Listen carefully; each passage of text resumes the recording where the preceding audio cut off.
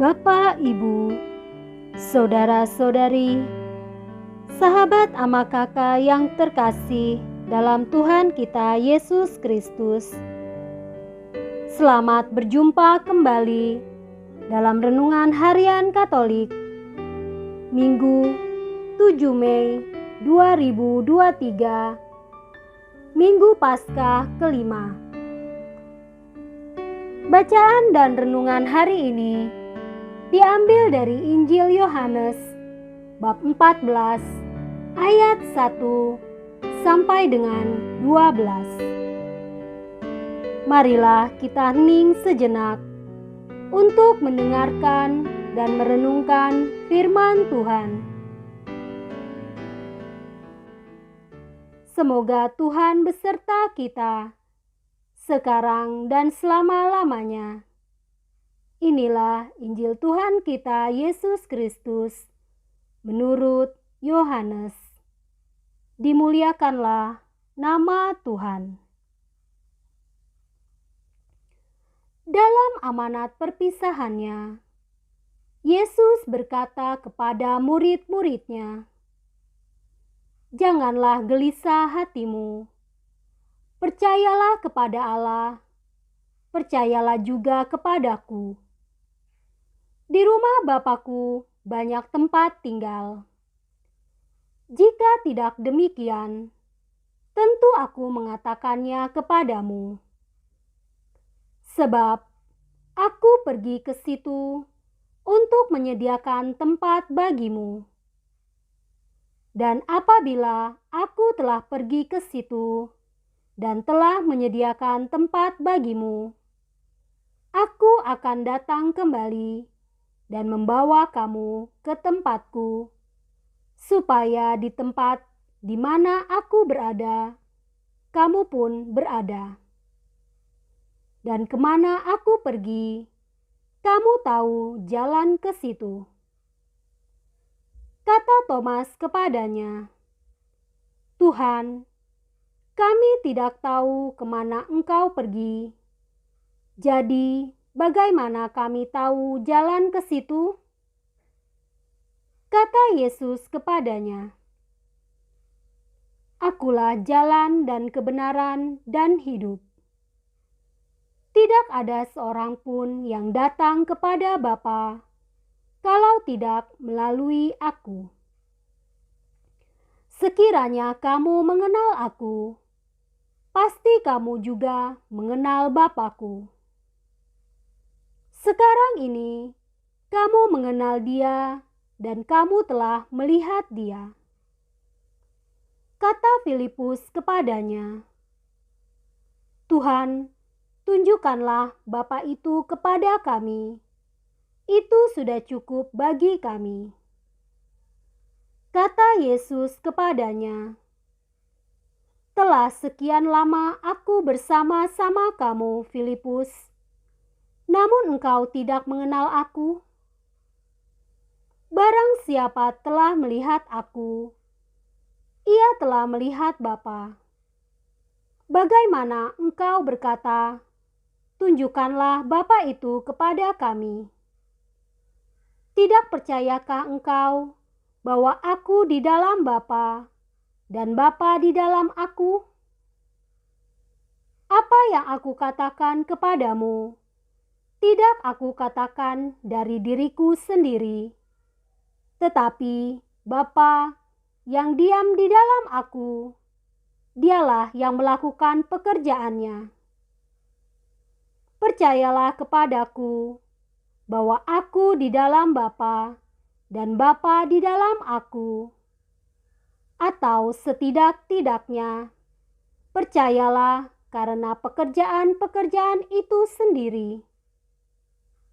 Aku berkata kepadamu, sesungguhnya barang siapa percaya kepadaku, ia akan melakukan juga pekerjaan-pekerjaan yang Aku lakukan. Bahkan pekerjaan-pekerjaan yang lebih besar daripada itu. Sebab Aku pergi kepada Bapa." Demikianlah sabda Tuhan. Terpujilah Kristus. Bapak, Ibu, saudara-saudari, sahabat ama kakak yang terkasih, di rumah Bapa ada banyak tempat tinggal, dan Yesus pergi untuk menyiapkan tempat bagi kita.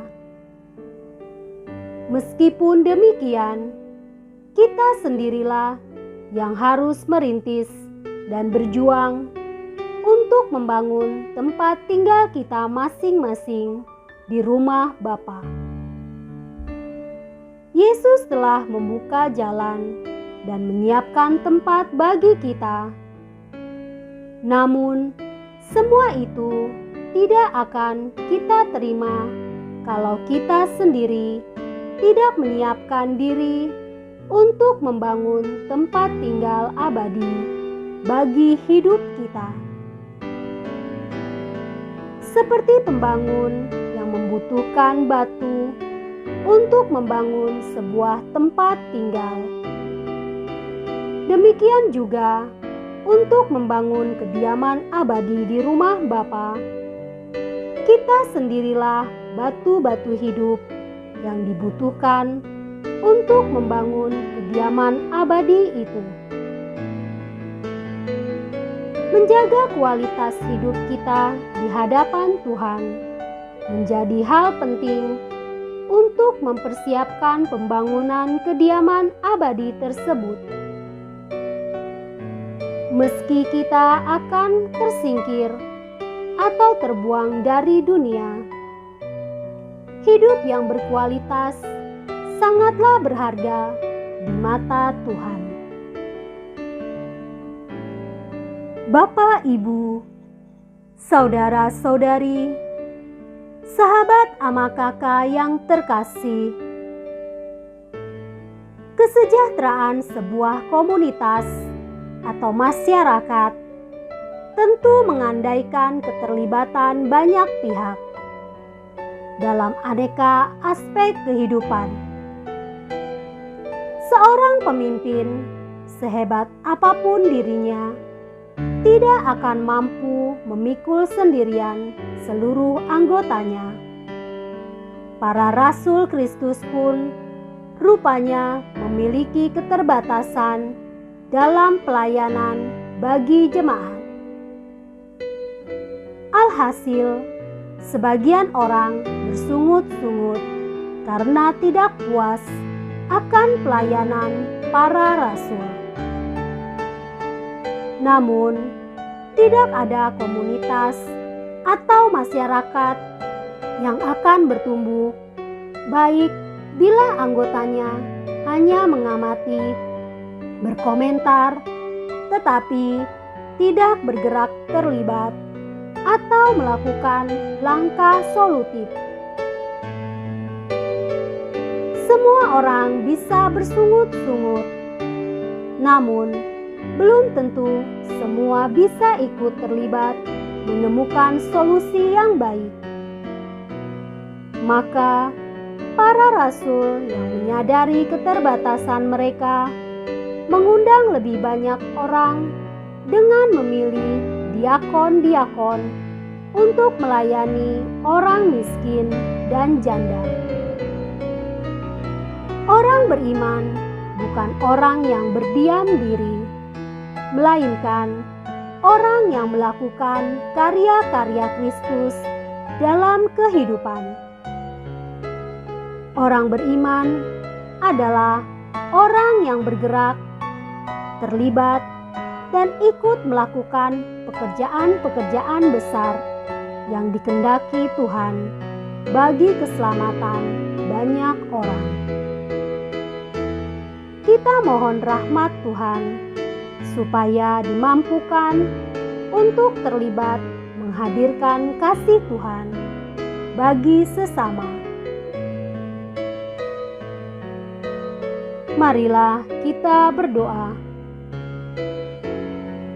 Ya Allah, penuhilah kami dengan roh kasih-Mu, supaya kami senantiasa giat memberikan diri dalam pelayanan bagi sesama. Amin.